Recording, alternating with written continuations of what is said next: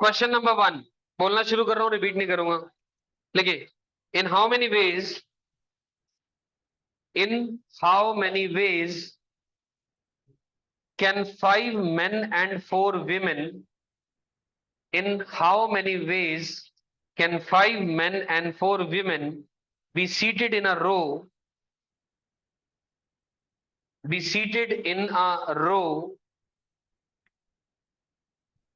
so that in how many ways can 5 men and 4 women be seated in a row, so that the women occupy the even places, so that women occupy the even places। अब आराम से सुनिए मेरी बात। मैंने कहा 5 men हैं और 4 women हैं, मतलब 9 सीट्स हैं या 9 चेयर्स हैं। 1 2 3 4 5 6 7 8 9, है ना। 9 चेयर्स हैं, आप ऐसे समझ लें। और क्वेश्चन ने कहा हमसे कि 5 men और 4 women को, so that women occupy the even places. Women even place पर आनी चाहिए। इवन प्लेस का मतलब सेकंड, फोर्थ, सिक्स, एट। सही होगी बात ही। तो 4 इवन प्लेसेस अवेलेबल हैं हमारे पास, और 4 ही विमेन हैं। 4 इवन प्लेसेस हैं और 4 ही विमेन हैं। 4 चीजों को या 4 विमेन को 4 प्लेसेस पर अरेंज करना कितने तरीके? 4 फैक्टोरियल। 4 फैक्टोरियल वेज में विमेन अरेंज हो गई। यहां तक क्लियर होगी बात? कोई कंफ्यूजन इसमें? अब 5 मेन अवेलेबल हैं। 1 2 3 4 5, 5 ही सीट्स अवेलेबल हैं। 5 फैक्टोरियल। खत्म हो गई बात। मतलब जो भी आंसर आएगा फाइनली वो आपका आंसर है। यानी कहने का मतलब है विमेन जो है अपनी प्लेस पर अरेंज होंगी। नहीं नहीं, हाँ 2880 आंसर आएगा। किताब खोल रखी है क्या? किताब तो नहीं खोली है? अच्छा, पक्का? वेरी गुड, ठीक है। समझ आई बात मेरी? विमेन अपनी जो फिक्स्ड पोजीशंस हैं, फिक्स्ड प्लेसेस हैं, उन पे अरेंज होंगी, और मेन अपनी फिक्स प्लेसेस पर अरेंज होंगे। क्लियर? डन होगी बात? दक्ष क्लास के बाद मिलना है, याद है ना? याद है ना? ठीक है। अगला क्वेश्चन फटाफट से लिखेंगे। How many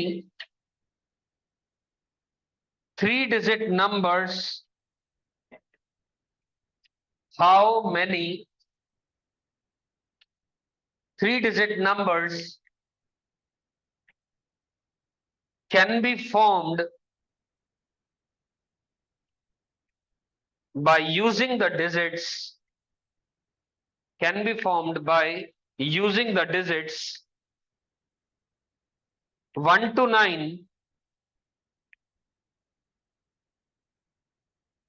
if no digit is repeated, if no digit is repeated। 1 से लेकर के 9 तक की डिजिट्स आपके पास हैं। 3 डिजिट का नंबर बनाना है, रिपीटिशन अलाउड नहीं है, यानी 3 बॉक्सेस को फिल करना है। पहली प्लेस को भरने के कितने तरीके? अगली को, अगली को। खत्म हो गई बात, आंसर आ गया। 9 मल्टीप्लाइड बाई 8 मल्टीप्लाइड बाई 7। इस बात को दूसरे तरीके से आप ऐसा भी कह देते हैं 9p3। एक ही बात है। 9 में से 3 चीजों को सिलेक्टेड को अरेंज करना, या फिर ऐसा भी कह सकते थे 9 में से 3 डिजिट सेलेक्ट करी और सिलेक्टेड चीजों को 3 फैक्टोरियल वे में अरेंज कर दिया। समझ आ गई बात? पक्का क्लियर है? No confusion? लिखो फटाफट।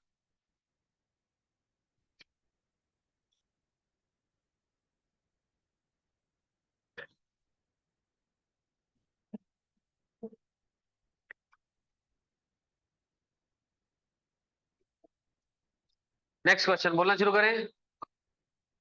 नहीं, बोल दे next question.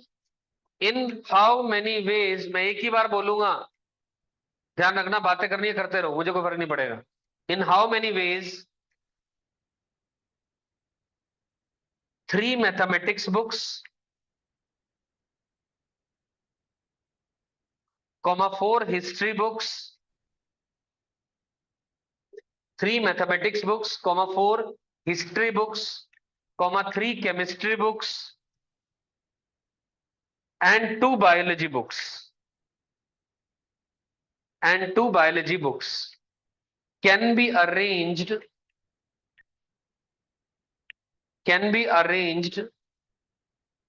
on a shelf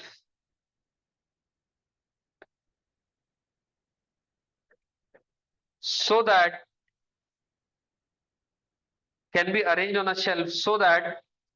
all the books of the same subject are together. All the books of same subject are together. Question का मतलब समझ आया कि नहीं आया? मतलब मैथ्स की जो किताबें वो एक ही साथ रहे, केमिस्ट्री की जो किताबें वो एक ही साथ रहे, अरेंज इस तरीके से करना है।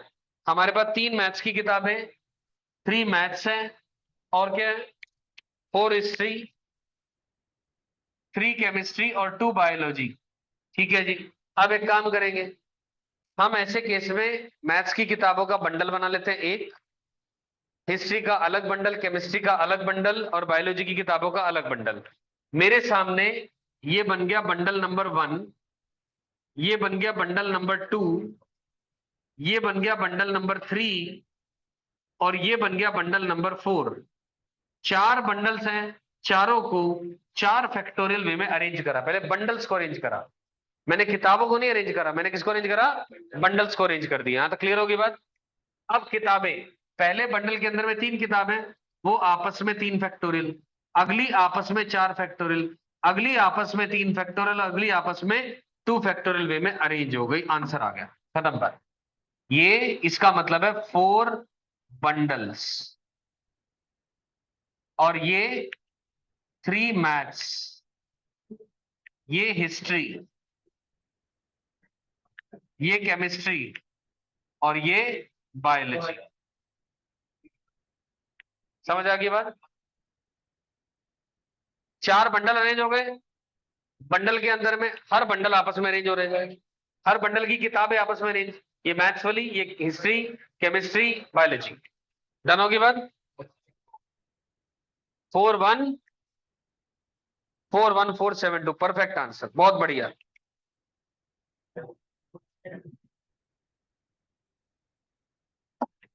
चलिए डन होगी बात। अगला सवाल, ओके, वेट कर लेते हैं 2 मिनट।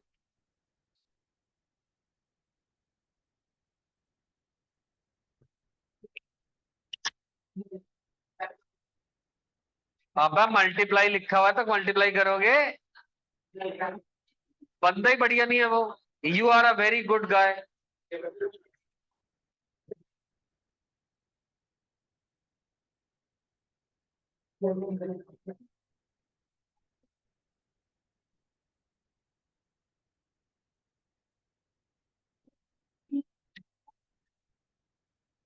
अगला question, how many 4-digit numbers are there? How many 4-digit numbers are there? How many 4-digit numbers are there with distinct digits? How many 4-digit numbers are there with distinct digits? 4 digit के numbers अलग अलग digit वाले। तो 0, 1, 2, 3, 4, 5, 6, 7, 8 और 9 इन digits का इस्तेमाल करके आपको 4 डिजिट का नंबर बनाना है, और इस तरीके से बनाना है, क्या करना है ध्यान में, डिस्टिंक्ट डिजिट्स, रिपीटिशन ना हो। तो पहली प्लेस को भरने के कितने ऑप्शन है? 9। जीरो तो नहीं आ सकता यहाँ, जीरो तो नहीं आ सकता, वेट करते हैं, देखते हैं। इस प्लेस को भरने के फिर से 9, क्योंकि जो यहां आ गया वो यहां नहीं आएगा, लेकिन यहां 0 तो आ सकता है, और इसको 8 और इसको कर दो multiply. 4536 will be the correct answer. 4536।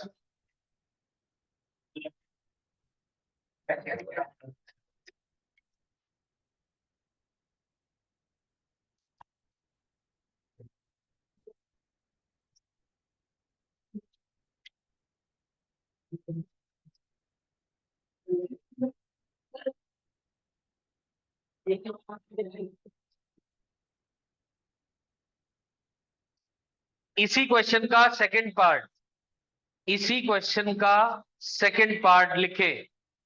Out of these numbers, out of these numbers how many are odd? Out of these numbers how many are odd? सोच के बताएं।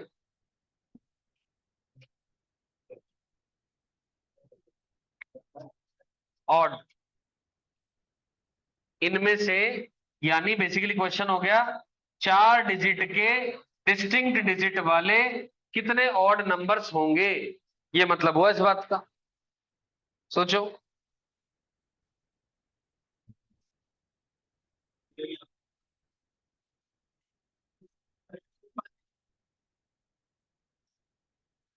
कितने? नहीं नहीं, आंसर तो 2240 है।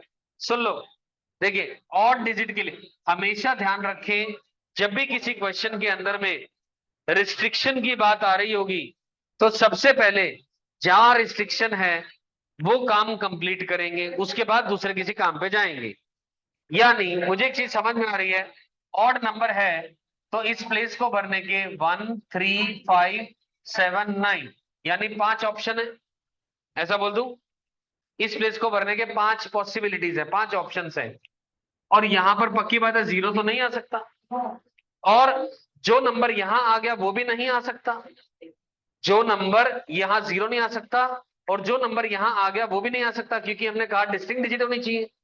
तो इस प्लेस के भरने के 8 तरीके, यहां और यहां जो आ गया तो यहां और यहां नहीं आएगा वो, तो इस प्लेस को भरने के 8 तरीके, इसको 7 तरीके।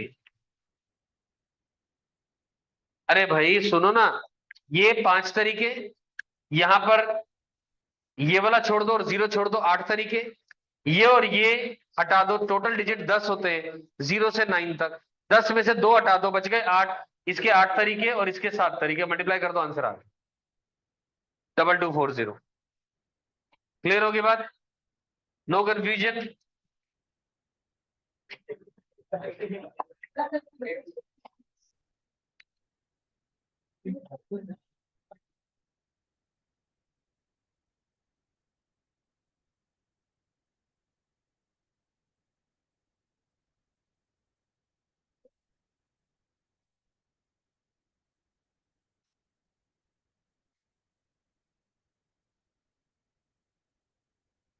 क्वेश्चन लिखो अगला, फाइंड द नंबर ऑफ, बातें नहीं,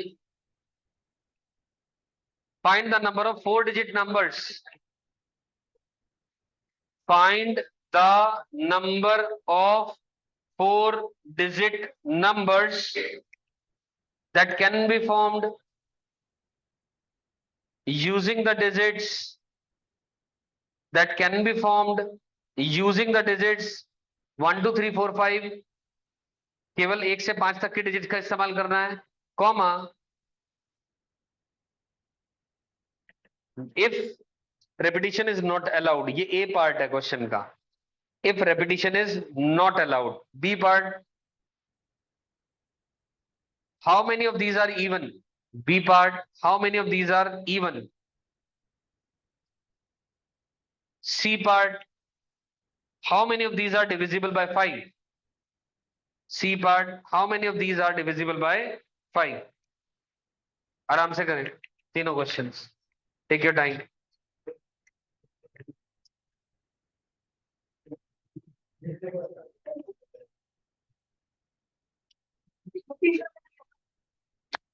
How many of these are divisible by 5?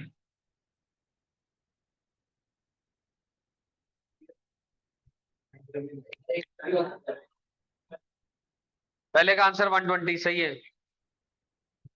तीनों करो, एक साथ कराऊंगा मैं डिस्कस, टेंशन ना लो, टेक योर टाइम।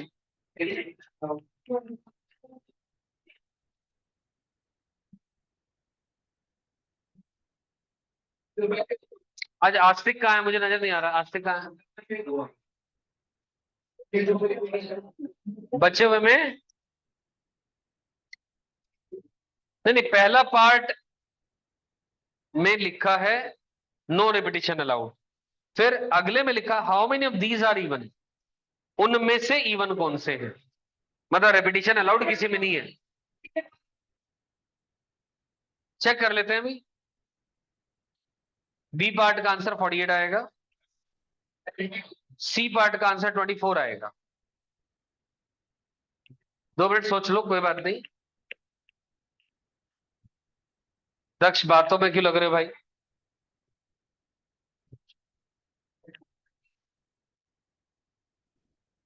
आयुष साथी बैठ जाओ। अच्छा, via via, A to B, B to C, fundamental counting, multiplication. चलिए let's start. How many of the 4 digit numbers, 4 digit के नंबर्स हैं, 1, 2, 3 और 4, यूजिंग द डिजिट्स 1, 2, 3, 4, 5।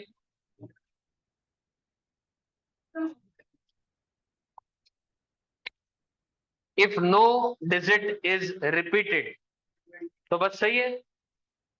5, 4, 3, 2, आंसर आ गया 120, मल्टीप्लाई कर देंगे। सेकेंड पार्ट, हाउ मेनी इनमें से इवन है, इस प्लेस को भरने के कितने तरीके, दो, 2 या 4 आ जाएगा। जो यहां आ गया वो यहां तो नहीं आ सकता, इसको भरने के 4, 3, 2, मल्टीप्लाई कर दो, सही। And how many of these are divisible by 5, इस प्लेस को भरने के एक ही तरीका 5 आएगा, फिर यहाँ 4, यहाँ 3, यहाँ 2, सही ना। तीसरा पार्ट है, नहीं समझ आई बात? पक्का क्लियर है सभी को? Everybody is able to understand?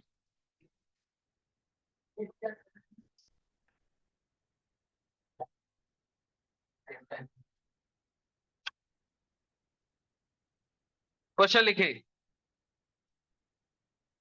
How many words, how many words, next question, how many words can be formed, how many words can be formed from the letters of the word, how many words can be formed from letters of the word daughter, daughter, from letters of the word daughter?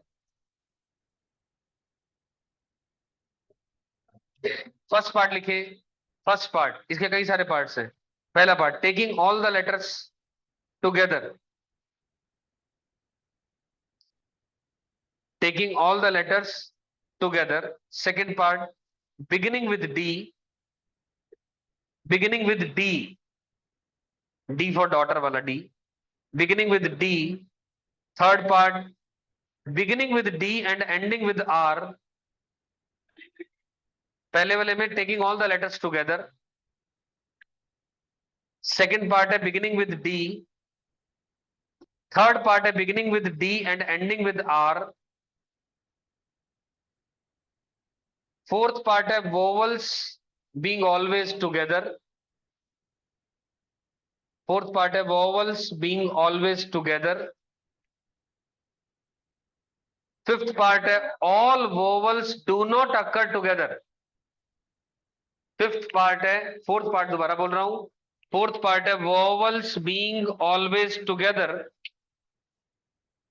और fifth part है all the vowels do not occur together, all the vowels do not occur together. Fourth part बताना है, fourth part है vowels being always together.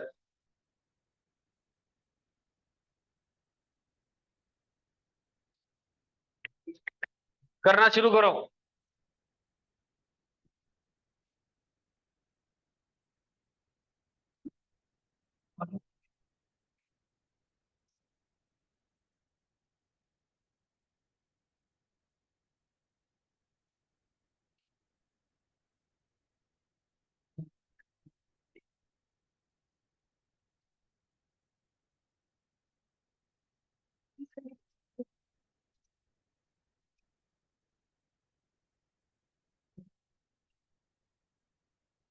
पहले का answer 8 factorial, कोई दिक्कत नहीं है। अगले का आंसर 7 फैक्टोरियल, क्योंकि बिगिनिंग विद डी, तो पहली प्लेस पर तो एक ही पोजीशन है, उसके अलावा 7 अक्षर हैं, 7 जगह है, 7 फैक्टोरियल। क्लियर होगी बात। सेकंड पार्ट का आंसर 7 फैक्टोरियल।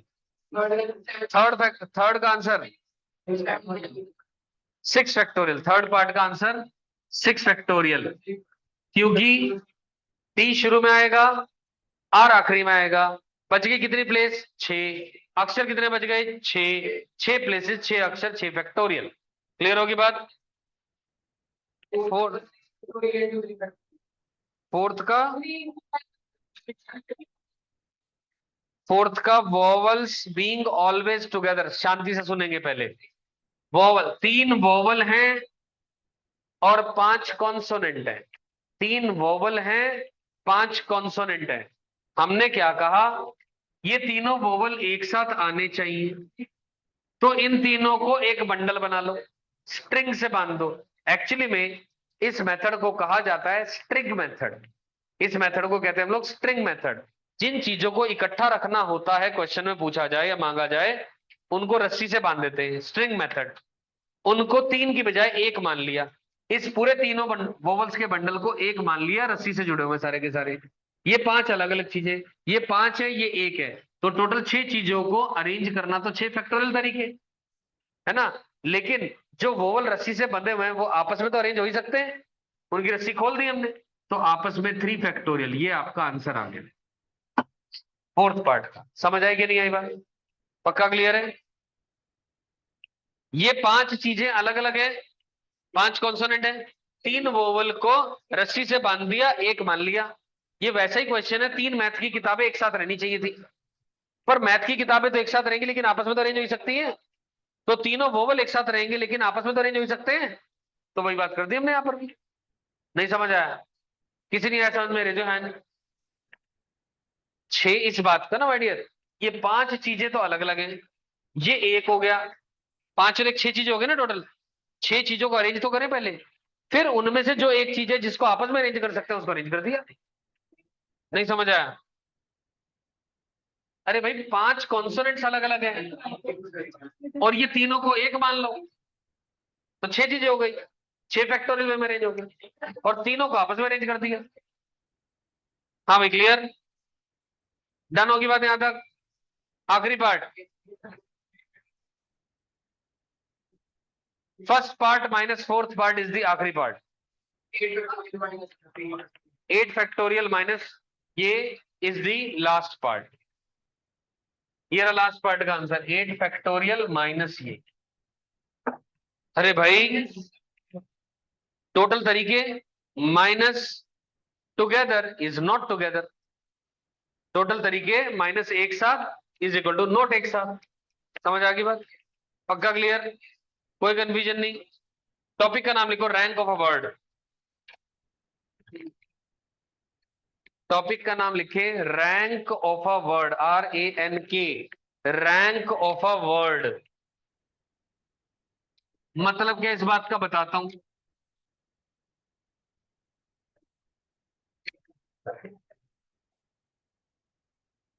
बताना शुरू करें? सुने, शांति से सुनेंगे, एक बार में सटीकता से समझ आएगी बात। ठीक? रैंक का मतलब होता है कि मान लीजिए एक वर्ड है TOUGH, लेट अस से टफ, ठीक है ना। मैं उन शब्दों के रैंक की बात कर रहा हूं अभी फिलहाल जिनमें रिपीटिशन नहीं हो रहा, मतलब टी 2 बार नहीं आ रहा है, हर शब्द एक ही बार आ रहा है, हर अल्फाबेट एक ही बार आ रहा है, केवल उनकी बात कर रहा हूं मैं। अब रैंक का मतलब होता है कि इस टफ वर्ड के अंदर में जितने भी अल्फाबेट्स हैं उनका इस्तेमाल करके, 5 अक्षर है इसके अंदर में, 5 डिजिट के जितने भी वर्ड्स बन सकते हैं उनको अल्फाबेटिकल ऑर्डर में डिक्शनरी में रख दिया, भले ही जो शब्द बना उसका कोई मीनिंग है या नहीं है, मीनिंगफुल और मीनिंगलेस। तो ऐसे चलते गए, मान लो, और रैंक का मतलब हुआ कि कौन सी प्लेस पर वो पर्टिकुलर शब्द आ रहा है जिसका मैं बात कर रहा हूं, उसको रैंक कहते हैं। मेरा मतलब समझा? यानी अगर इसमें 5 अक्षर हैं तो टोटल नंबर ऑफ वर्ड्स जो कि बन सकते हैं 5 फैक्टोरियल यानी 120, यस और नो, है ना। पांचों के 5 अक्षरों का, पांचों के 5 अल्फाबेट्स का इस्तेमाल करेंगे तो 5 फैक्टोरियल यानी 120 अक्षर की एक डिक्शनरी बन गई। अब मेरा सवाल है 120 अक्षर की डिक्शनरी, डिक्शनरी का मतलब अल्फाबेटिकल ऑर्डर, पहले ए से शुरुआत वाले सारे चीजें आती है, फिर ए वाली आती है ना, ऐसे ही चलता चलता है ना। हर चीज alphabetical, first place, second place, third place, सारा कुछ अल्फाबेटिकल चलता है। उस मैनर में डिक्शनरी में अगर शब्दों को लिखा जाएगा तो बताइए टफ कौन सी, टफ का नंबर क्या होगा, सीरियल ऑर्डर क्या होगा, ये मुझे बताना है। That's the question. तो इसको क्वेश्चन को करने के लिए सबसे पहला काम, हम इसको अल्फाबेटिकल ऑर्डर में, इसके अंदर में जो अल्फाबेट्स अवेलेबल हैं उनको लिखेंगे। यानी सबसे पहले जी आएगा, HOTU, गो टू, ठीक है ना। ये अल्फाबेटिकल ऑर्डर में आ गया, सही है ना।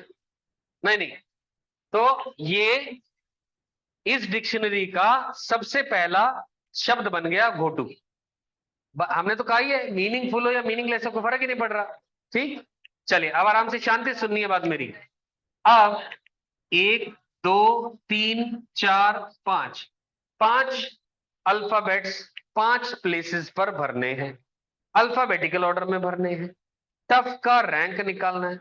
सबसे पहले जी से शुरुआत होने वाले शब्द खत्म हो गए। आपने कभी अगर डिक्शनरी उठा के देखिए क्या? कहाँ देखे हो? तुम तो गूगल वाले बच्चे हो। अच्छा चलो, बहुत बढ़िया, वेरी गुड, ठीक है ना। चलो, जी से शुरुआत होने, पहले ए वाले खत्म होते हैं, फिर बी वाले, फिर सी, फिर ये तो नहीं कि ए वाले खत्म हुए नहीं कि टी वाले शुरू हो गए, ऐसा तो नहीं होता ना। तो बस जी वाले शुरू हो गए। अब मुझे इतना पता है मेरा जो वर्ड जिसका मुझे रैंक चाहिए वो है टफ, वो टी से शुरुआत होता है, तो पक्की बात है जी से शुरुआत होने वाले जितने भी शब्द हैं वो सारे खत्म हो जाने चाहिए, उसी के बाद ही आएगा नंबर मेरे वाले का। तो क्लियर होगी बात है। अब जी से शुरुआत होने वाले जी की पोजीशन फिक्स कर दी, बच गए और कितने अक्षर। इस प्लेस को भरने के 4 तरीके, 3 तरीके, 2 तरीके, 1 तरीका, तो आंसर आ गया 24। मतलब 24 ऐसे अक्षर हैं जो जी से शुरुआत होंगी और उनमें पहला अक्षर है घोटू। ये बात समझ आ गई, इसमें तो कोई दिक्कत नहीं, पक्का। अब अगला, जी वाले अक्षर खत्म हो गए, अब जी के बाद कौन से अक्षर शुरू होंगे? एच वाले। क्या टफ बन रहा है? नहीं बन रहा, अरे बनना कहां शुरू हुआ टफ अभी। तो फिर दोबारा 4 3 2 1, फिर से 24 अक्षर। बोलो सही है क्या? डन हो गई बात। अब कौन से शुरू होंगे? ओ फिक्स हो गया, 1 2 3 4, फिर से 4 3 2 1, फिर से 24। अभी भी टफ नहीं बना, अब कौन आएगा? टी, मतलब टफ बनना शुरू हो गया। अब टफ में टी रख दिया, 1 2 3 4, नो डाउट यहाँ 4 3 2 1 से टी वाले सारे शब्द आ जाएंगे 24। पर मुझे तो टफ से मतलब है, मुझे सारे 24 से थोड़ा ना मतलब है। तो अब फिर टी के बाद अल्फाबेटिकल ऑर्डर में कौन आएगा? जी। क्या टफ बन रहा है? तो ये वाले सारे अक्षर को खत्म कर दो। इसको भरने कितने तरीके? 3 2 1, क्योंकि 2 अक्षर तो कंज्यूम हो गए, बच गए 3, 3 2 1, कितने तरीके? 6। अब आ जाओ टी से फिर शुरू, अब अल्फाबेटिकल जी वाले खत्म, फिर कौन से आएंगे? 1 2 3। क्या टफ बन रहा है? फिर से बना दो, 3 2 1, फिर से 6 आ गए। बोलो क्लियर है क्या? अब टी आ गया, 1 2 3 4, जी एच खत्म, अब कौन आएगा? क्या टफ बन रहा है? अब बन रहा है। अब टी ओ के बाद अल्फाबेटिकल कौन आएगा? जी। क्या टफ बन रहा है? नहीं बन रहा है। तो 2 1, ये आ गया 2। बोलो क्लियर है क्या? कोई दिक्कत? कोई दिक्कत यहां तक? पक्का समझ आ रहा है? टी ओ क्या हो गया?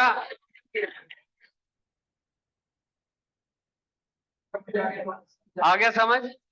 हाँ भैया, कोई दिक्कत? किसी को पूछना है? ठीक है। टी ओ, अब जी वाले खत्म हो गए, अब कौन सा? टफ बन रहा है? नहीं बना, टफ इज वेरी टफ। तो फिर से 2 तरीके, फिर आ गया टी, फिर ओ, अब कौन आएगा? जी एच खत्म हो गया, अब दोबारा ओ तो एक ही है, एक और ओ थोड़ी ना आएगा। फिर कौन आएगा? अबे टी तो आ गया, वो भी कैसे आएगा? यू, टी ओ यू आ गया, सही है। अब कौन आएगा? और फिर क्या आएगा? यानी टफ आ गया। यहां तक समझ आ गई बात? अब भाई सुनो, शांति सुन लो। ये अब मैं बोल लू, यहां तक आ गया, टफ आ गया। अब 24 × 2 72, और ये 12, और ये 4, 84 88। टफ से ऊपर 88 अक्षर हैं, तो टफ का रैंक क्या हुआ? 89। आपसे क्लास में टेस्ट में 6 बच्चे ऊपर है, तो आपका रैंक छठा तो नहीं होगा, 7th होगा, सही है ना? तो अक्सर बच्चे ये करने के बाद भी आंसर 88 लिख देते हैं।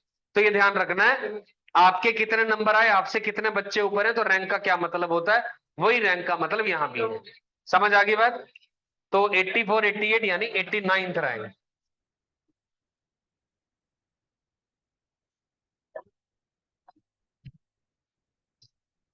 हाँ भैया, समझ आया कि नहीं आया? आराम से लिखो, ढंग से लिखो।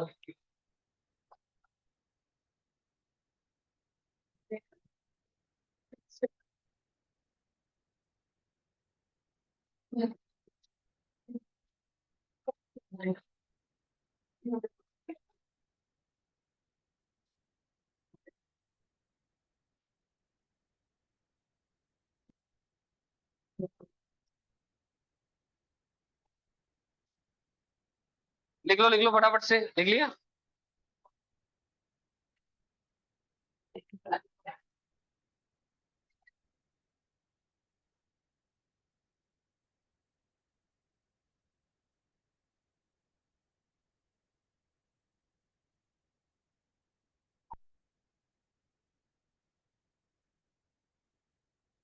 ये पकड़ो किताब।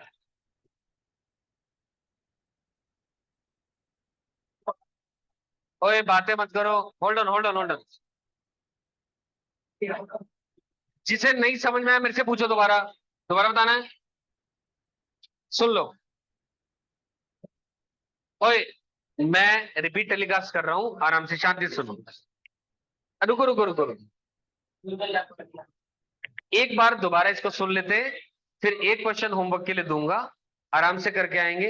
अगली क्लास में उसका रैंक सबसे पूछेंगे, मैच कर रहा है कि नहीं कर रहा है। मैं अभी क्वेश्चन देने लग रहा हूं, वेट। तो हमने अल्फाबेटिकल ऑर्डर में गोटू लिख लिया पहले, जी से शुरुआत होने वाले सारे अक्षर लिख लिए, जी फिक्स कर दिया। यार प्लीज बातें मत करो, माने मेरी बात से, तू समझाने पे ध्यान मत दे, आराम से समझने पे ध्यान दे, ठीक है ना? वरना ये चैप्टर बहुत बढ़िया है, इसके अंदर बहुत नामकरण किए जा सकते हैं, ठीक है? इस प्लेस को भरने के 4 तरीके, फिर 3, फिर 2 1, यानी जी से शुरुआत होने वाले सारे अक्षर खत्म। डन होगी बात? फिर सेम काम एच और सेम काम ओ के लिए, ऐसा इसलिए टफ नहीं बन रहा।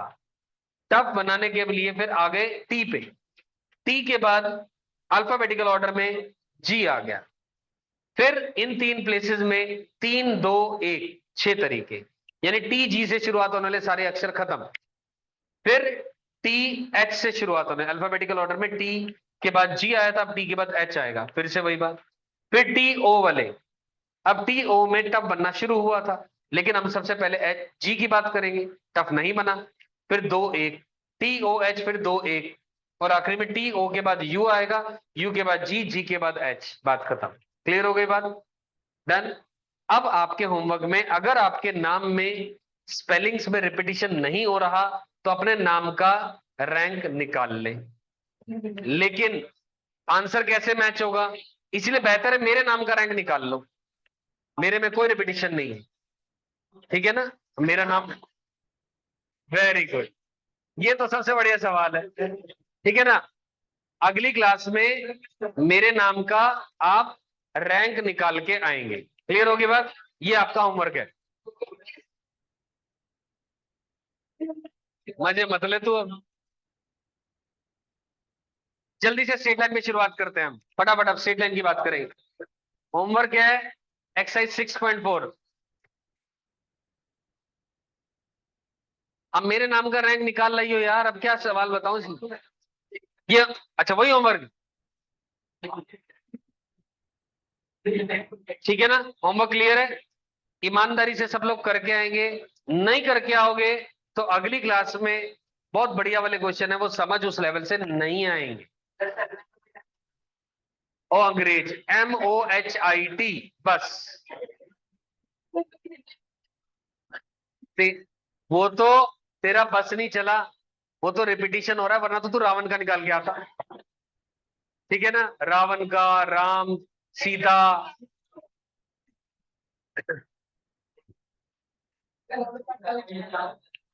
चलिए स्ट्रेट लाइंस पे आते हैं।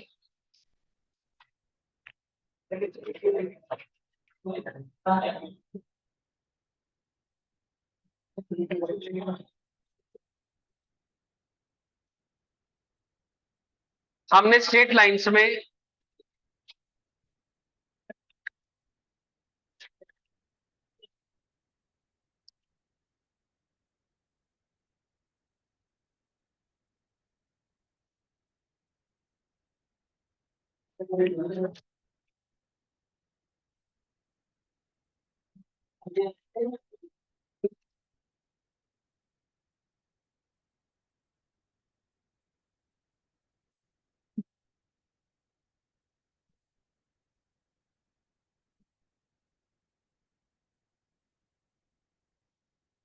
स्ट्रेट लाइंस की लास्ट क्लास में हम लोगों ने इंटरनल डिवीजन और एक्सटर्नल डिवीजन की बात करी थी, और फॉर्मूला मैंने बता दिया था, और उनके ऊपर कुछ क्वेश्चंस किए थे, करेक्ट?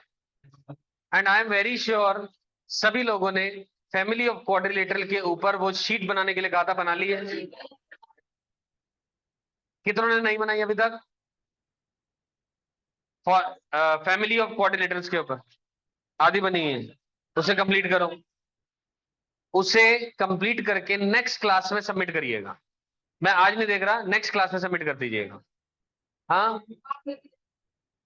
बनी हुई है। दिक्कत क्या होगी, फिर कंफ्यूजन हो जाएगी, इसने दी उसने नहीं दी। नेक्स्ट क्लास में सब लोग दे देंगे एक साथ।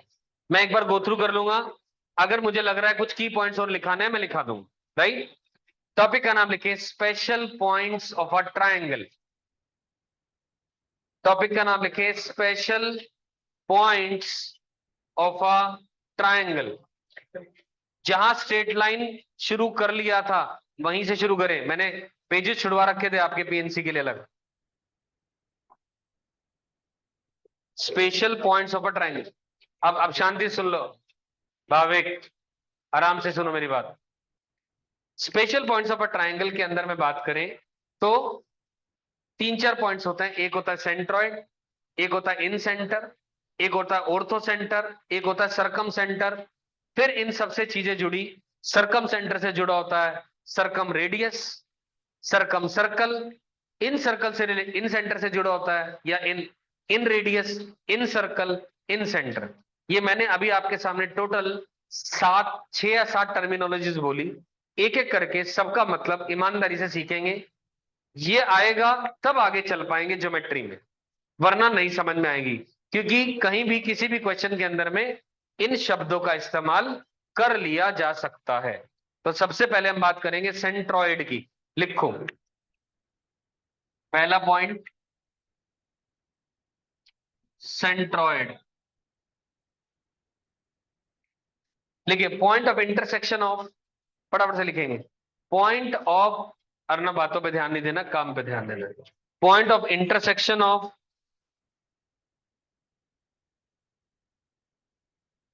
Medians of a triangle.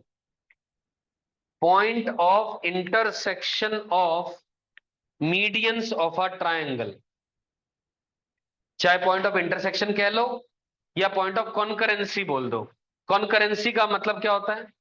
तीन लाइंस, एक, दो, तीन। अगर तीन लाइंस एक पॉइंट पर आकर के मीट करती हैं, उसको पॉइंट ऑफ कॉन्करेंसी बोला जाता है ना? The three lines are concurrent, इस पॉइंट को पॉइंट ऑफ कॉन्करेंसी बोला जाता है। थ्री लाइंस आर कॉन्करेंट बोला जाता है। तीनों लाइन किसी एक ही पॉइंट से पास कर रही हैं तो कॉन्करेंट लाइंस कहा जाता है। समझ आ गई मेरी बात? क्लियर? मानिक आराम से ध्यान दो आगे। क्लियर है यहां तक बात? कोई कंफ्यूजन नहीं? अब मैंने कहा सेंट्रॉइड की बात करी, पढ़ा लो। सेंट्रॉइड की बात करी, मैंने कहा पॉइंट ऑफ इंटरसेक्शन या point of concurrency of medians. अब मीडियंस क्या होता है आराम से सुनना है, लिखने पे ध्यान नहीं देना, पहले सुनने पे ध्यान देना। ये ए, ये बी, ये सी, इसका कोऑर्डिनेट x1 y1, इसका कोऑर्डिनेट x2 y2, इसका कोऑर्डिनेट x3 y3। क्लियर है बात? तो मीडियन का मतलब होता है यहां से इस वर्टेक्स से सामने वाली साइड को दो बराबर भागों में बांटने वाली जो लाइन है उसको मीडियन कहते हैं। मेरा पॉइंट समझे मैंने क्या कहा? एडी मीडियन है का मतलब है कि D is the mid point of BC. क्या ये बात समझ आई?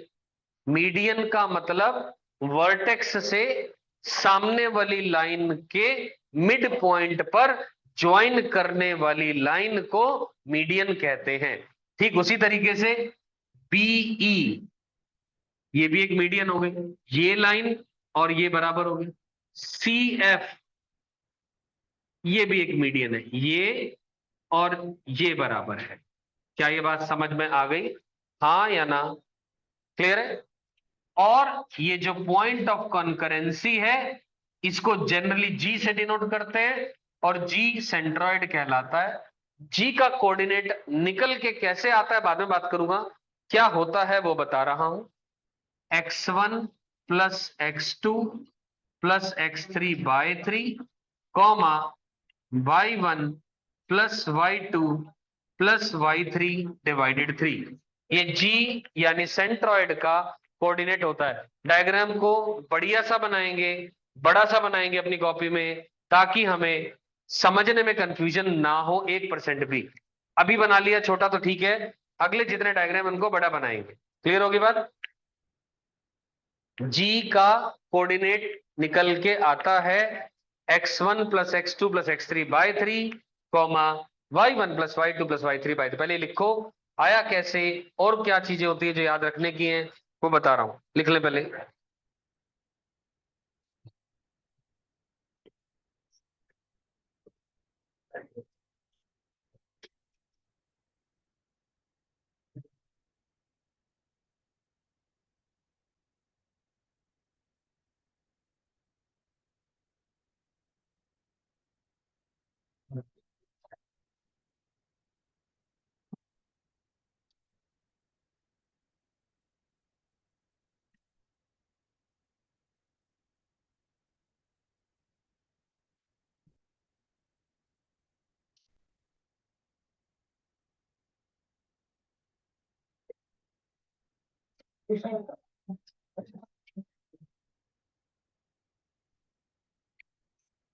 ये लिख ले।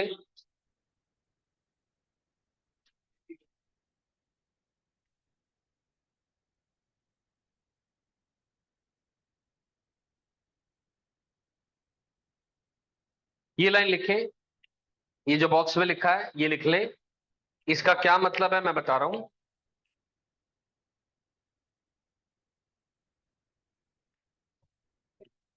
एक लाइन बोल दूं, centroid, centroid divides the median, centroid divides the median in the ratio 2:1, divides the median in the ratio 2:1 with major portion towards the vertex, with major portion towards the vertex। अब पढ़ो इस box में जो लिखा है वो समझ में आ रहा है कि नहीं आ रहा?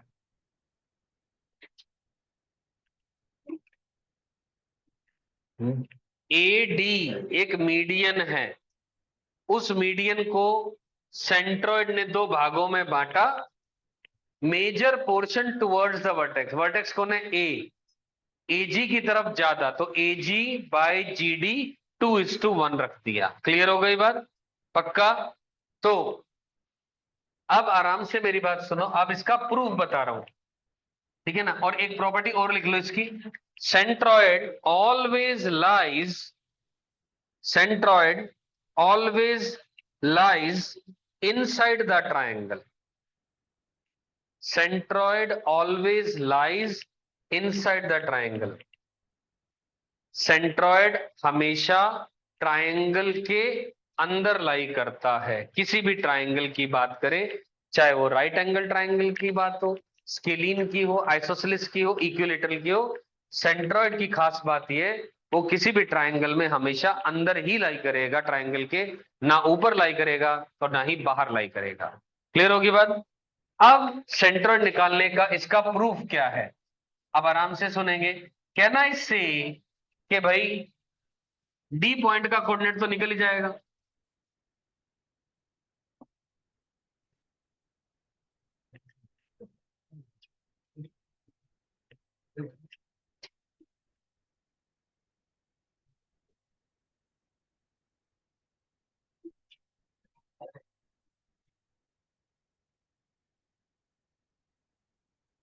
हाँ भाई, मिड पॉइंट है, सेक्शन फॉर्मूला लगा दिया,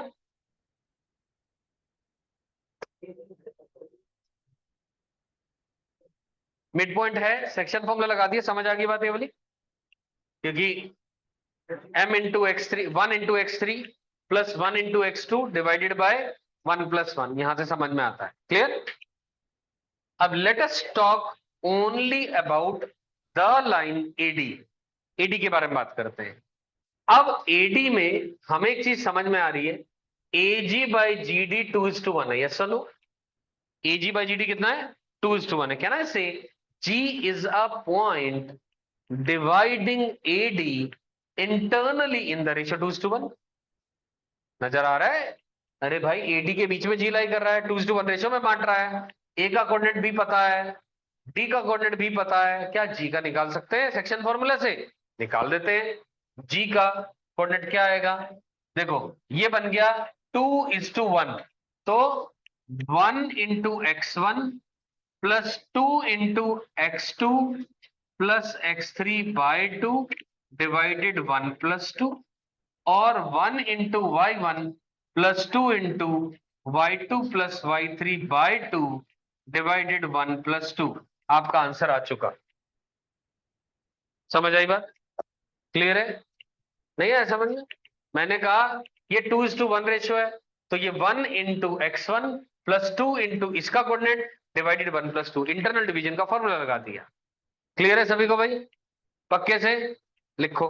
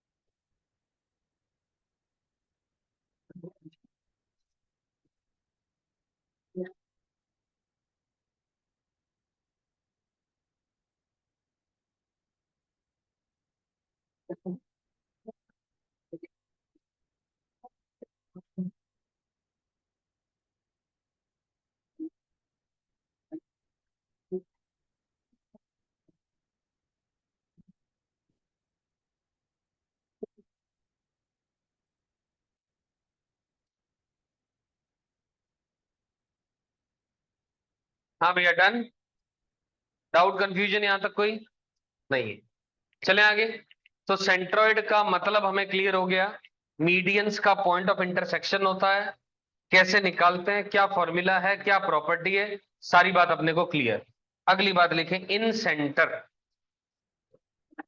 next point, in centre.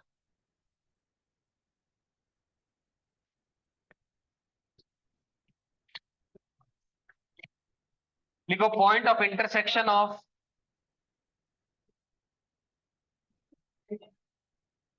Point of intersection of internal angle bisectors. Point of intersection of internal angle bisectors. हर चीज का प्रूफ इंपॉर्टेंट नहीं है, रिजल्ट और एप्लीकेशन इंपॉर्टेंट है। पहले मैं सारे पॉइंट्स बता, हाँ। Point of intersection of internal angle bisectors, क्या मतलब हुआ इस बात का, इधर ध्यान से सुने।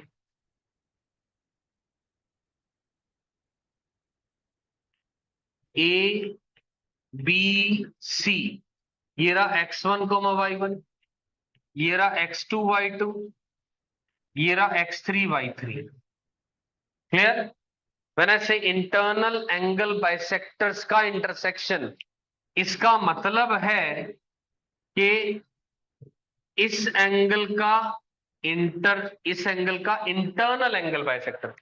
किसी भी ट्राइंगल में ध्यान से सुने एक चीज, मान लो ये ए है, इस एंगल को बोलते हैं इंटरनल एंगल। क्या बोलते हैं?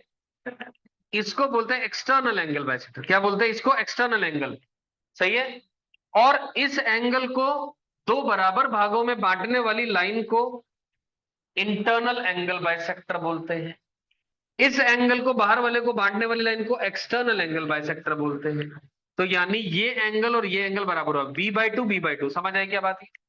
क्लियर है कि नहीं है? पक्का समझ आ गई बात? ठीक है जी, बहुत बढ़िया। इसी तरह इसका भी बाइसेक्टर, ये और ये, इसी तरह ऊपर से भी आ जाएगा। उन सब का जो इंटरसेक्शन पॉइंट आएगा, मैं बना नहीं रहा हूं, दिखा रहा हूं, बाद में बना देता हूं, उसको आई नाम से जाना जाता है और आई इन सेंटर कहलाता है। मेरी बात समझ आई? मेरी बात समझ आई यहां तक? ये थोड़ा सा आराम से समझने की चीज है, बच्चे अक्सर गलत करते हैं। अभी मैं अगली बात पे आया नहीं हूं, बताने लग रहा हूं। ये इसका इंटरनल बाइसेक्टर, ये इसका, यहां से भी आएगा। सबका ज्वाइनिंग, सबका concurrent point, point of concurrency को आई यानी इन सेंटर कहा जाता है। अगली बात, अब इसको सेंटर मानते हुए, इसको सेंटर मानते हुए यहां से एक परपेंडिकुलर ड्रॉप किया, यहां से एक, यार मानिक तू पिट जाएगा अभी मेरे से, बता दे रहा हूं मैं तुझे, शांति से पढ़ ले, अभी 15-20 मिनट है, शांति से पढ़। यहां से एक परपेंडिकुलर ड्रॉप करा, इसी तरह यहां से भी एक परपेंडिकुलर ड्रॉप करा, इसी तरह यहां से भी एक परपेंडिकुलर ड्रॉप करा, सामने वाली साइड के ऊपर। आई से क्या करा? यहां पर, यहां पर, यहां पर परपेंडिकुलर ड्रॉप करा। आई कहलाता है इन सेंटर। ठीक। इसको सेंटर मानते हुए, और ये जो डॉटेड लाइंस है, ये और ये तीनों लाइंस लेंथ बराबर आएंगी। ये तीनों लेंथ क्या आएंगी? बराबर आएंगी। उसको, उतनी कंपस को खोलते हुए एक सर्कल बना देंगे। ये रहा वो सर्कल।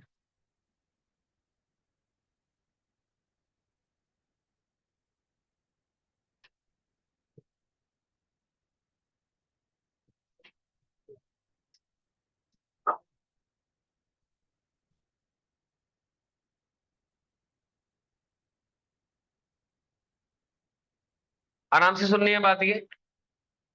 और ये जो सर्कल है, इसको इन सर्कल कहते हैं।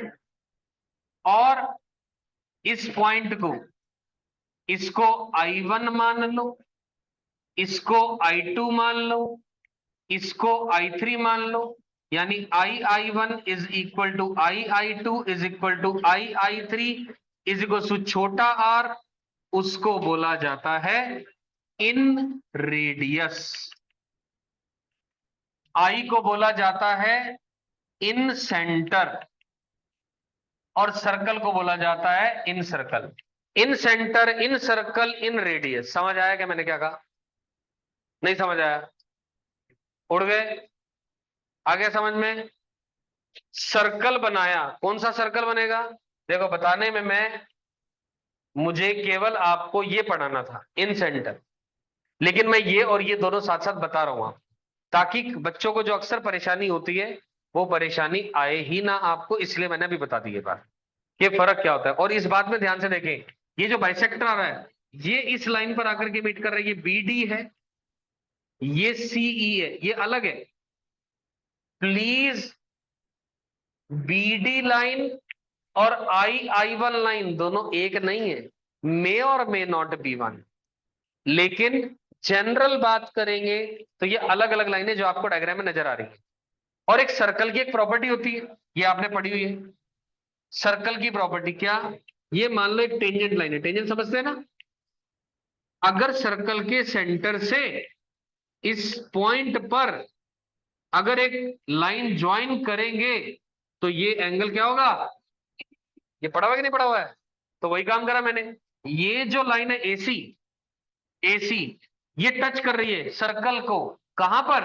I1 पर। इसलिए I से I1 को ज्वाइन किया तो एंगल आया 90 डिग्री। समझ आई क्या बात? नहीं आई समझ में? पक्का? 100% समझ आएगी? पक्की बात? अब इन सर्कल, देखो इन सेंटर क्या हुआ? इंटरनल एंगल बाइसेक्टर्स का जो इंटरसेक्शन होता है उसको इन सेंटर बोलते हैं। उस इन सेंटर से तीनों साइड्स के ऊपर परपेंडिकुलर ड्रॉप करके जो लेंथ बनती है उसको इन रेडियस बोलते हैं।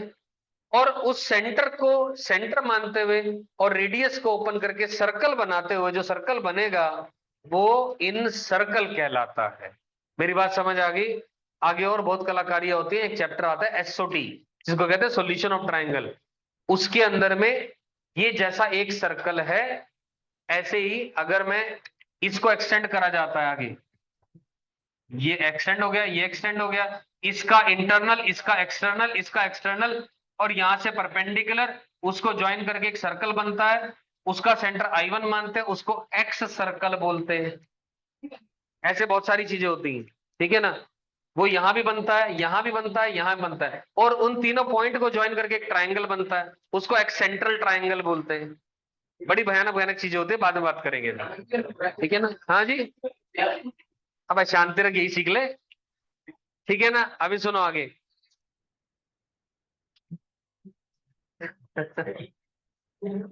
सुन ले तू, पिटेगा। अब एक एक ज्योमेट्री में एक स्टैंडर्ड नोटेशन कहलाती है, एंगल के सामने जो साइड लेंथ है इसको A मानो, B के सामने ये जो साइड है इसको लेंथ को B मानो, और C के सामने जो साइड लेंथ है उसको C मानो।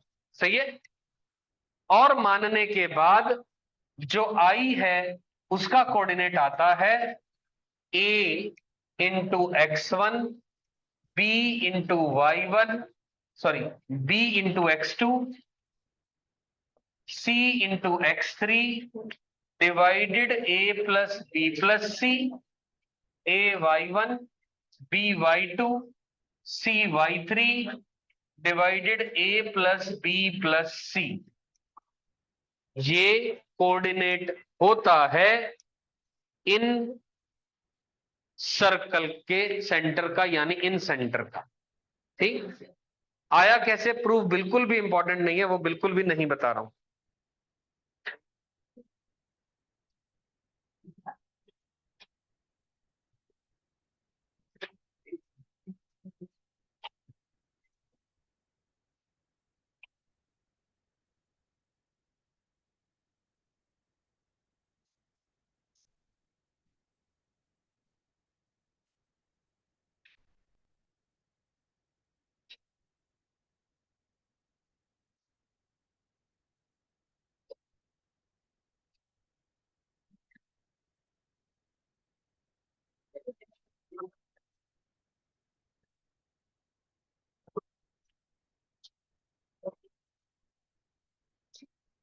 हाँ जी, समझ आया कि नहीं आया? आ गया। सेंट्रोइड समझ आ गया, इन सेंटर समझ में आ गया, इन सर्कल समझ आ गया, इन रेडियस समझ आ गया। अब एक और लाइन लिखो इसमें, it always lies inside the triangle. इसके लिए भी property, it always lies inside the triangle.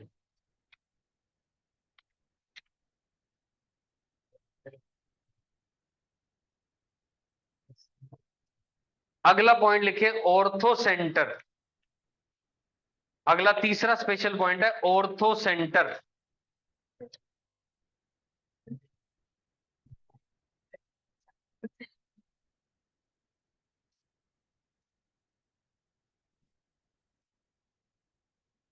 मैं आंसर दूंगा, अभी मैं ये करा रहा हूं। ऐसा है, मैंने कहा था शीट डिस्कशन के लिए आप, और मैंने आपको एक और चीज कही थी कि मंगलवार और बुधवार यानी ट्यूसडे और वेडनेसडे जितने बच्चे कंपटीशन बैच में, जो कि यानी 12th पास का जो बैच है, उसकी क्लास 11:40 से लेकर के लगभग 12:50 12:55 तक रहती है। जितने मैक्सिमम बच्चे लगा सकते हैं वो क्लास उसकी लगाएं। वहां पर भी स्ट्रेट लाइन चल रहा है, इस टॉपिक से आगे है वहां पर। लेकिन मंगलवार की क्लास में मैं वहां पर डिस्कशन कराऊंगा ट्रिग्नोमेट्रिक इक्वेशन की शीट का। तो जो बच्चे चाहते हैं कि उनका अपलिफ्टमेंट हो, ज्यादा क्वेश्चंस करने को मिले, वो in addition to these 11th की क्लासेस, उन क्लासेस में मैंडेटरी ट्यूसडे और वेडनेसडे से लगाना शुरू कर दें। मैं दोबारा दोबारा पकड़ के बोलूंगा नहीं आप लोगों को, आपकी इच्छा है, आपने देखना है टाइम टेबल एडजस्ट हो रहा है कि नहीं। मैं सारी चीजें यहां कराऊंगा, लेकिन वहां पर नंबर ऑफ क्वेश्चन ज्यादा होते हैं, और क्योंकि आप पहली बार पढ़ रहे हैं। एग्जाम्पल के तौर पे जो चीज मैंने अभी सेंट्रॉइड और इन सेंटर आपको पिछले 20 मिनट में कराई, वहां वो मैक्सिमम 5 मिनट में हो गई थी खत्म। मेरा पॉइंट समझ रहे मैं क्या कह रहा हूं? आपने इस बात पे ध्यान देना है, वहां पर कोशिश मैं कर रहा हूं कि आप लोगों की थ्योरी उनकी थ्योरी से आगे हो जाए या पैरेलल आ जाए, ताकि वहां मैं मेजोरिटी ऑफ द क्वेश्चंस या प्रीवियस ईयर क्वेश्चन जेई के, मेंस के या एडवांस के वो कराता जाऊं, आप उनको ग्रैब अप करते चलो। तो जो बच्चे इस बात को फॉलो करना चाह रहे हैं वो सबके लिए वो क्लास अवेलेबल है मंगलवार और बुधवार। इसमें आपका टाइम टेबल एडजस्ट हो रहा है नहीं हो रहा है, स्कूल जाना है नहीं जाना है, वो आपकी सिरदर्दी है, वो आपका काम है। मैंने आपको क्या बताया, वो in addition to these lectures है, रिप्लेसमेंट नहीं है, इन एडिशन है। क्लियर होगी बात? तो मंगलवार की क्लास में आप अपनी ट्रिग्नोमेट्रिक इक्वेशन की शीट लाइएगा, वहां कराऊंगा मैं। ठीक। 10 मिनट और पढ़ेंगे, ज्यादा नहीं। 2 पॉइंट और कराने, शांति से पढ़ लो। एक ऑर्थो सेंटर और एक सरकम सेंटर। ऑर्थो सेंटर क्या होता है लिखो जरा, पॉइंट ऑफ इंटरसेक्शन ऑफ,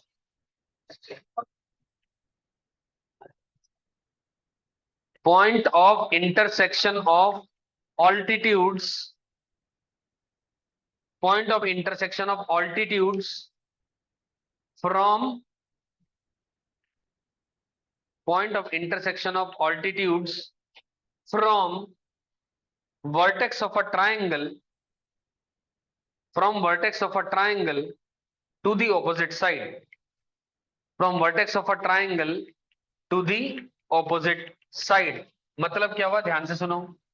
ये एक ट्राइंगल है एबीसी, ए बी सी। हमने क्या करा, यहां से एक परपेंडिकुलर ड्रॉप करा, ऑल्टीट्यूड का मतलब परपेंडिकुलर। व्हेन आई से एडी एक परपेंडिकुलर है, मैं ये बिल्कुल भी नहीं कह रहा हूं कि बीडी और डीसी बराबर है, मैंने ऐसा नहीं कहा।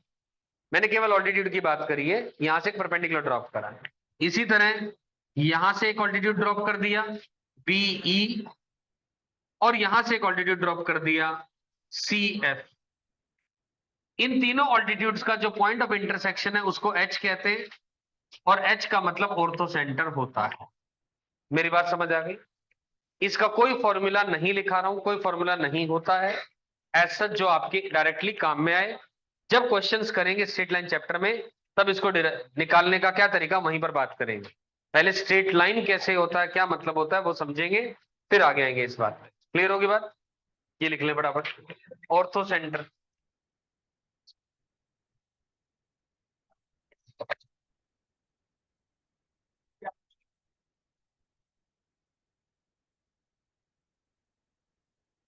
बोलना शुरू करें आगे। अब ऑर्थो सेंटर में पॉइंट बना करके लिखो अगला। In acute triangle, in acute triangle it always lies inside. In acute triangle it always lies inside the triangle. युवराज क्या बात लिख नहीं रहे हो?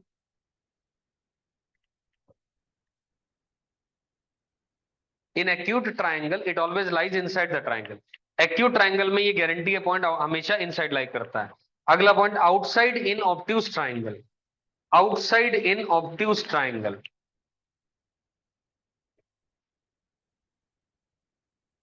Outside in obtuse triangle. Obtuse triangle क्या होता है, ध्यान से देखो, ये रहा मान लीजिए एक ऑब्ट्यूज ट्राइंगल है ना, ये ऑब्ट्यूज ट्राइंगल है। अब यहां से एक, ये ए, ये बी, ये सी, ये ट्राइंगल ऑब्ट्यूज यहां पर है, नजर भी आ रहा है। अब मैं प्रूव कर रहा हूं आपको कि ये कैसे बाहर लाई करता है ऑब्ट्यूज ट्राइंगल में। अब यहां से इसके ऊपर एक वर्टेक्स परपेंडिकुलर ड्रॉप करना है, तो एक्सटेंड कर दिया इसको, यहां से एक परपेंडिकुलर इस लाइन के ऊपर आ गई, सही है ना। अब अंदर यहां तो आने से नहीं ना, परपेंडिकुलर तो होएगा ही नहीं, इधर तो और एंगल घट रहा है, इधर तो बढ़ रहा है, करेक्ट है बात, समझ आ रही है ना। परपेंडिकुलर ड्रॉप कर रहे हैं हम, बी पॉइंट से एसी के ऊपर परपेंडिकुलर कैसे ड्रॉप होगा, ऐसे ही होगा। अंदर तो होने से रहा साफ नजर आ रहा है 90 नहीं है, इधर इधर इधर करेंगे एंगल छोटा छोटा छोटा छोटा छोटा होता चला जाएगा, सही है ना बात।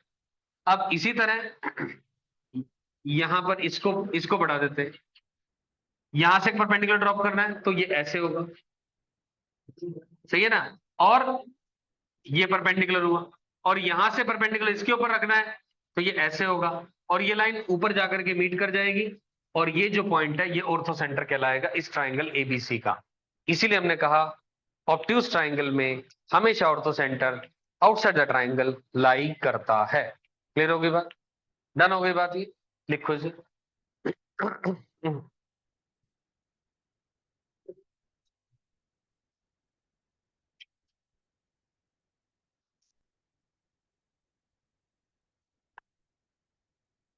अगली बात पे आते हैं। अब राइट ट्राइंगल में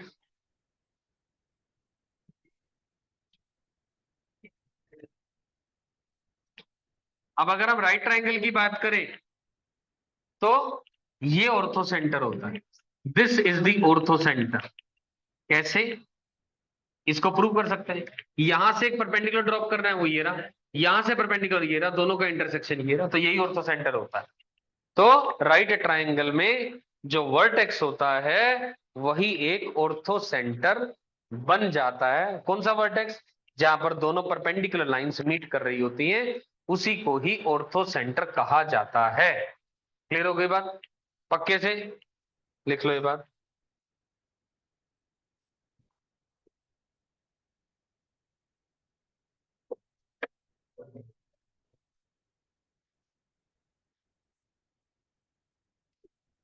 आखिरी पॉइंट सरकम सेंटर,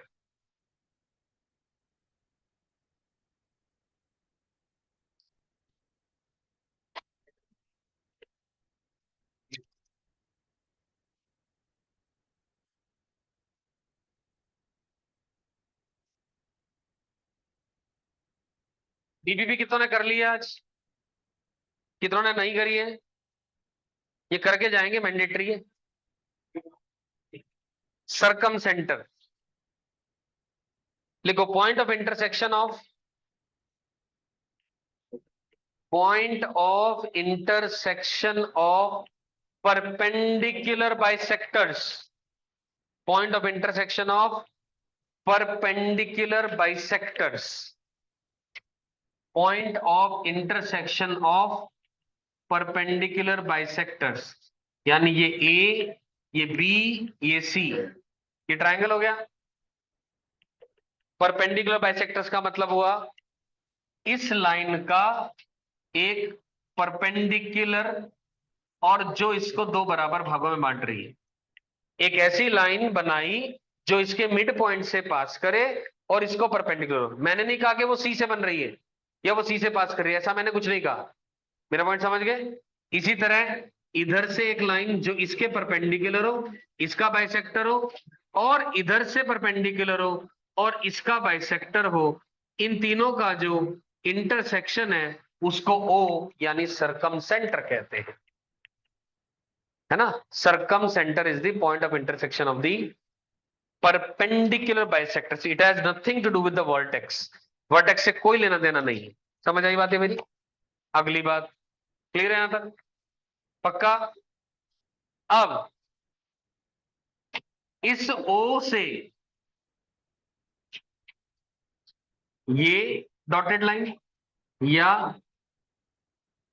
ये डॉटेड लाइन या ये डॉटेड लाइन, यानी O A equals O B equals O C, O A equal O B equal O C, इसको कहते हैं कैपिटल आर से डिनोट करते हैं और इसको कहते हैं circumradius. Circumradius capital R O A, मतलब उस सेंटर से, उस ओ से वर्टिसेस को का डिस्टेंस निकालेंगे, सभी से बराबर आएगा, ओ ए ओ बी ओ सी, वो कैपिटल आर स्टैंडर्ड भाषा कहलाती है, उसको सरकम रेडियस बोलते हैं। और इसको सेंटर मानते हुए, कैपिटल आर रेडियस मानते हुए कंपास से सर्कल बनाएंगे, ये सर्कल सरकम सर्कल कहलाता है।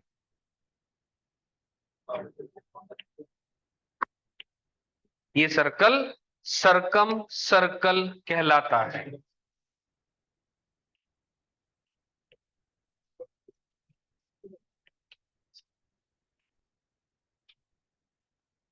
ये लिख ली। दो छोटी और बात लिखा रहा हूं, लिखो लिखो इसका एक अगला point, lies inside a acute triangle. It lies inside the acute triangle. Circumcentre हमेशा एक्यूट ट्रायंगल में अंदर लाई करता है। It lies inside the acute triangle outside the obtuse triangle. अगला point, outside the obtuse triangle. और आखिरी point बोल दो, midpoint of hypotenuse. Midpoint of hypotenuse in a right triangle. Midpoint of hypotenuse in a right triangle. ये समझ लो, अगर ये right triangle है तो परपेंडिकुलर बाइसेक्टर्स का इंटरसेक्शन, तो इसका परपेंडिकुलर बाइसेक्टर तो यही होगा ना, तो यही यही इसका हाइपोटेन्यूज का मिड पॉइंट होगा और ये सरकम सेंटर कहलाएगा। यहां से बात करेंगे तो वो ये ऐसे आ जाएगी बात, और यहां से बात करेंगे तो वो ऐसे आ जाएगी बात। तो this is the circumcentre. Done होगी बात? आज के लिए यहीं तक ही पढ़ाना था, शांति रखो 2 मिनट के लिए, इनफ है ये? ठीक। मैंने अगली क्लास का होमवर्क आपको पीएनसी से दिया, स्ट्रेट लाइन से कोई होमवर्क नहीं है अभी, अगली क्लास ऑनवर्ड स्ट्रेट लाइन से होमवर्क मिलना शुरू हो जाएगा। धन्यवाद, बाय बाय, टाटा, सी यू।